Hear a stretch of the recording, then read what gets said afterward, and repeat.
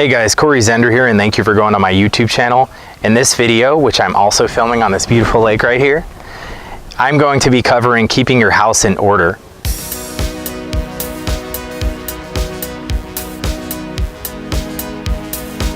And what exactly do I mean by that? This isn't a home goods channel here. I'm talking about the internal is a reflection of the external, and if your external reality is a mess, if your home is dirty and cluttered, and you have a bunch of crap on the floor and dust, then internally, that's a reflection of you internally. So you're probably a mess internally. You probably self-sabotage yourself. You probably don't know who you truly are and what you want out of life. So I'm gonna cover some strategies which are gonna help with that in this video. Now, some of you probably have a clean house, that's great, but is it cluttered? The reason all of this is important is because there's a saying out there, cluttered house, cluttered mind. If your living space is cluttered, subconsciously that's imprinting a lifestyle and a mindset of poverty potentially. Now, if you look at a lot of the movies out there when they portray the wealthy people, notice that their houses are always sparkling clean. Notice they have like white candles burning, which symbolize purity. It's spaced out, it's not cluttered, it's beautiful on the inside. And that's because they understand that when it comes to the external reflecting the internal, they want their internal to be in order. So if you want your internal to be in order, why don't you start by working on your external? Go ahead and start cleaning your house. And there's different ways you can do this. Obviously, if you're too busy, hire a maid. There's no excuses here.